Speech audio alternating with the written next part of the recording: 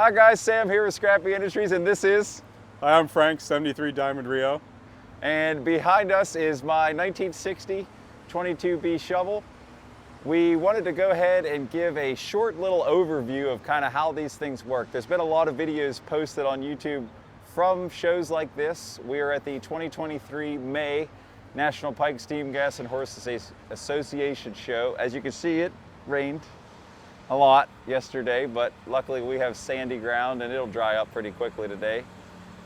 But these machines are very different from modern hydraulic machines. They run entirely on spinning shafts and friction material. The friction clutches move things and the brakes hold things. And it's 100% on the operator to balance that act of controlling the cable going up and down and the sticks in and out. So I'm going to take you inside, show you how this thing works, and show you how a Cat diesel with a pony motor starts up, and give a little demonstration of how to run it. Frank is our expert operator on the scene. No, Sam's been running these things since he was like 2 years old. So we'll make Frank show you how it's done because he's the best. And you're not putting that in the video. Frank, what are we doing? The dog's name is Frank. We're putting oil in the pony engine. Why are we doing that? Because it's scrap. Because it burns it, apparently. It's going somewhere else. You can't do it from in here? Oh yeah, I can. I'm just making things difficult. That's what I do with my life. So this is a 1960 Bucyrus Erie 22B with a Cat D318 engine. These are the same things found in a 9U D6 or 8U D6 of that era. They use a gasoline pony engine to start the diesel. And the pony motor is a little bit low on oil. So right now Frank is adding some oil to her. Might be a treat with the zero funnel, huge hole on that jug. We're good, bud. We're good. Hey, if you get some in there, that's all we need. I think these only hold like 2 quarts, something like that. The D4 ones only hold, I think, like 1 quart. I don't even know if it's that much. Yeah, I think these might be 1.5 quarts then, and the other ones are 1. Not a lot. So I wanted to give a quick explanation of kind of what we have going on here in the Powertrain. These old friction machines are all relatively the same. There's different designs, but the goal is the same. You have one source of power, whether that's this Cat engine, a gasoline engine. Some of these had a single electric motor in the back, like a 40, 50 horsepower electric motor, just doing the same job. They were still friction. So you have the engine spinning all the time. You have a master clutch, which you can engage from the operator's seat. The linkage moves up to the front. And when you engage the master clutch, there's a roller chain, in this case here, that drives all the machinery. Now, some manufacturers used open gear, some used enclosed gear, but that is the initial speed reduction. So you can see the gear on this end is only about a 6-inch diameter.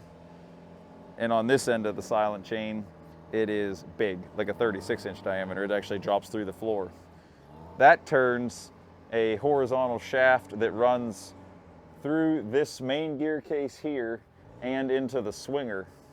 Inside this case, there are large gears turning against each other, which is why you'll see these frictions spinning opposite ways. So that's turning any time that the master clutch is engaged, those will be spinning.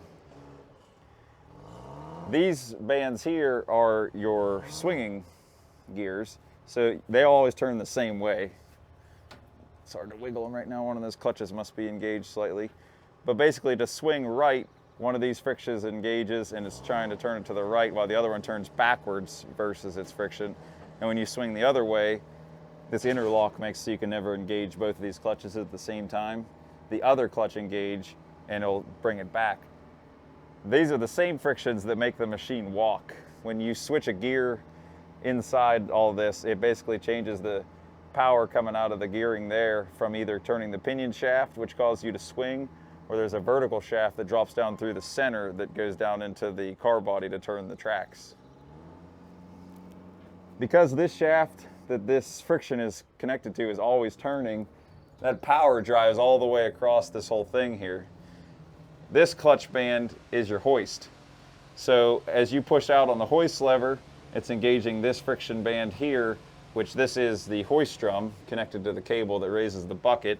This is the brake band, which your right foot activates, that holds the hoist up, and then you're of course feathering that down to lower the bucket. This chain drive here is for the boom hoist. This is the boom cable. It also has a brake to hold it and a locking paw. You can see the dogs down there is what you're normally up against, but in a crane situation, you'd have the dogs unlocked a lot of time and be able to lower it with the brake.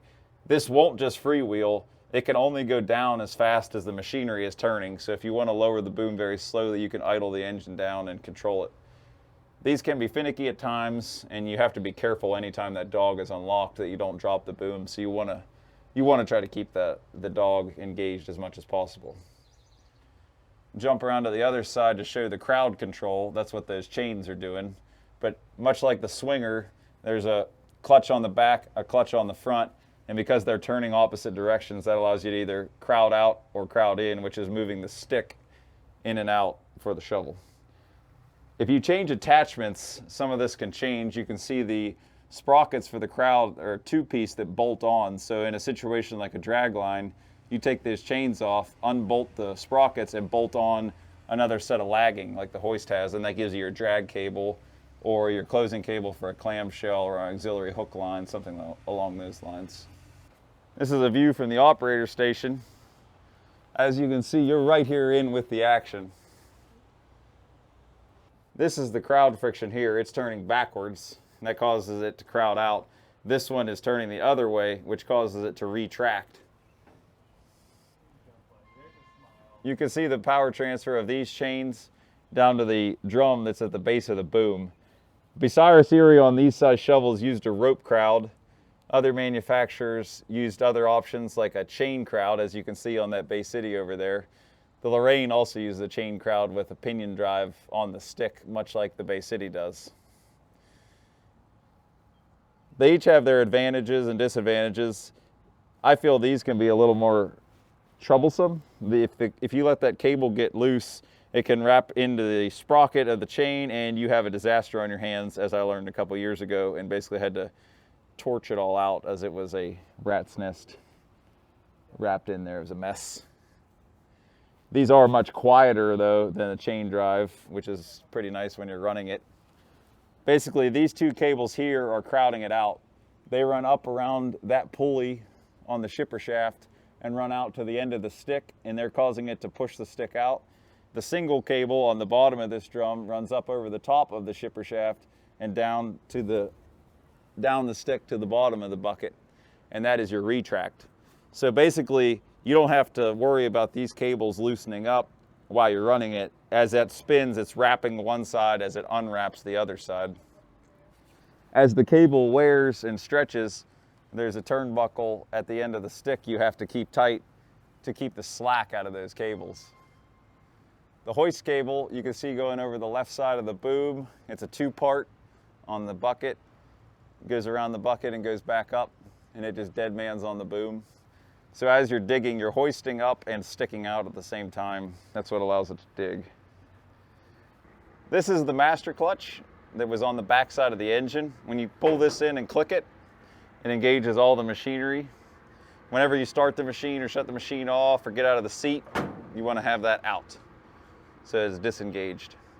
But to dig, pull that in, easy to get everything rolling, lock it in. These three sticks here are our main functions. This is the swing. You push the boom away from you or pull the boom towards you. On a machine with that operator station on the left-hand side of the boom, like the Lorraine, you always still push the boom or pull the boom, but because you're on the other side, that will be reversed. So that's how you want to remember it. It's not a left or right. This is our crowd. We pull this back to pull the stick in, or the crowd, and we push it out to push the stick out, as we do when we're digging. This is the hoist. On a Bucyrus, you push it to engage it. On other manufacturers, you may pull it to engage it. There's not really a standard there. This lever here is our bucket trip. It pulls on that little cable there that opens the door. to dump it. This is the boom hoist. You pull back to boom up, push forward to boom down, but before you can go down, you have to lift this knob here and then boom up a little bit. That disengages the jaw clutch. To track the machine, this lever you pull back locks the house so it can't swing, and then these levers here allow you to switch if the swinger is controlling the swing or the travel. So this is the digging lock that keeps the tracks from moving. So you put this in the forward position, moves those clutch bands to drive the tracks, and then you have to wiggle it sometimes, and you'll pull this back to the travel position, and that allows you to walk freely. The reason you have the digging lock is when you're digging into the bank, it's trying to push the machine backwards, so that's basically like putting a log behind the tracks so that it doesn't roll. This is the throttle for the big engine. On a Cat, you just push the throttle all the way down to shut off. Right now is the shut off position. I welded that lever on to help you start it, but you keep that there as about an idle, and then that's wide open. The 2 foot pedals are the brakes. They're locked down right now, but the right pedal is the hoist brake. So as you're hoisting up, you let off this brake pedal, push the hoist forward, and then as soon as you let off the hoist, you have to push the brake pedal down. That's what holds it.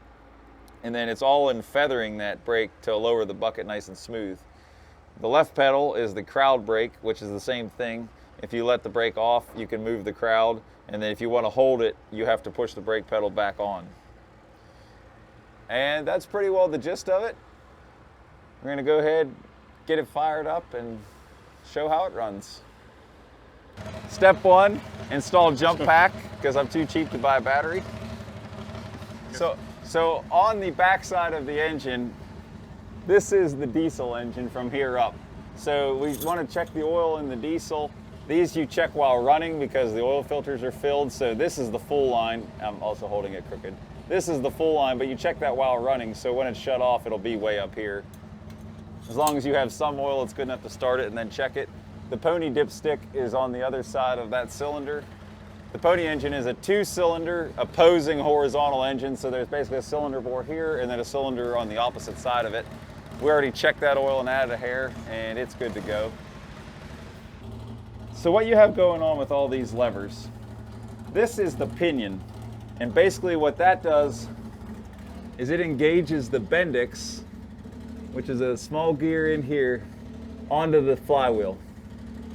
When you pull that lever, it physically pushes that in, and it will click on and lock. These are the locking tabs in their springs here. It will automatically disengage once the diesel engine starts. So to engage that, this is the clutch between the pinion gear and the pony motor. So you pull this lever back, that puts a brake on the pinion so that it's not spinning, allows you to engage it. I'm going to do this after the pony engine's running. Once that engages and clicks in, you can let go of this. You probably have to help it a little bit because as the diesel's kicking over, it'll want to kick that Bendix out. Once the Bendix is in, you click the clutch in, and that engages the pony engine to the diesel engine. Before you do that, you pull the compression release here on the diesel engine. That allows it to spin easier. I'll run it like this until the diesel makes oil pressure. I can look over at the gauge, keep an eye on the oil pressure. Once the oil pressure comes up on the diesel, I kick the compression release in, and then it starts making more heat in the diesel engine. There's basically 3 forms of preheating that you have going on with these. The pony engine is liquid cooled with the same antifreeze as the diesel block. It also has its own little auxiliary water pump belt driven on the pony motor.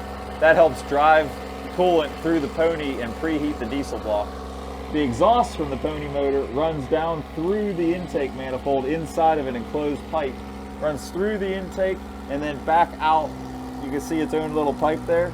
It runs out and up through the roof. That preheats the intake air going into the diesel. And then once you have the compression in, the pistons making compression in the diesel are also providing heat. So you'll let it run like that with the fuel off and just let it crank a little bit. And then after you've given it a little bit of time to warm up, we're on a pretty warm day, so you don't have to wait too long. You'll give it diesel fuel and then it'll start right up. If it's a cold winter day, you may have to let the pony engine run for 10 or 15 minutes because the coolant is preheating the block the air is preheating the air going in there, and the compression is still making heat. So that's the great thing about pony motors with these old diesel engines. There's nothing stopping you from letting them run as long as you need. So without further ado, let's go ahead and try to fire it up.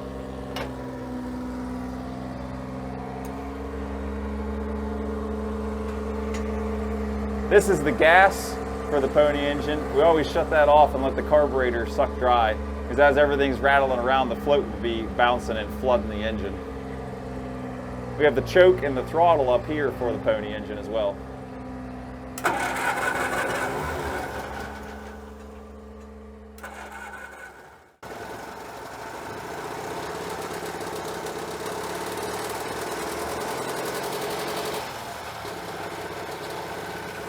Pull back on the clutch. Pull back on the clutch and engage the ring.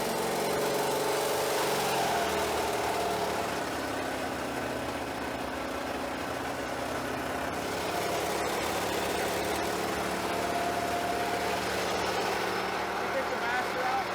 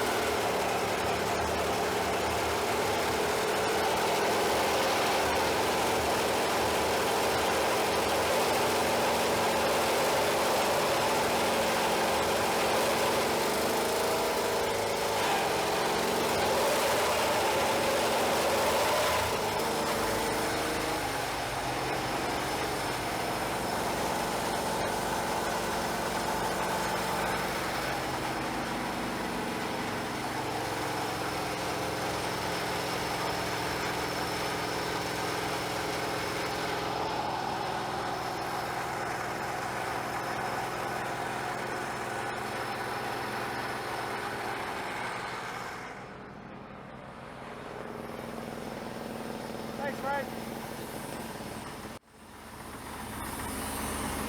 Now the pony runs out of gas. Just the diesel's running. Let that warm up a little bit. We're going to engage the master clutch. That gets everything turning over here.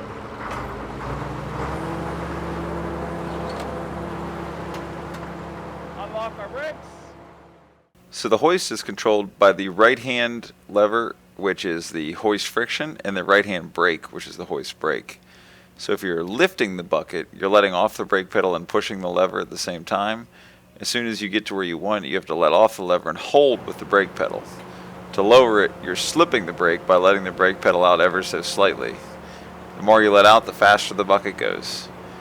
The objective is to not get the cable slacked out and curled up everywhere.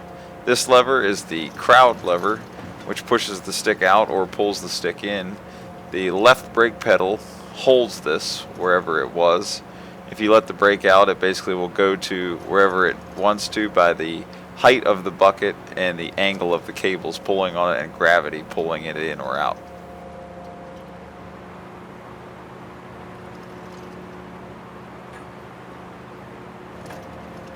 This is the swing lever. As I said earlier, you pull the boom or push the boom.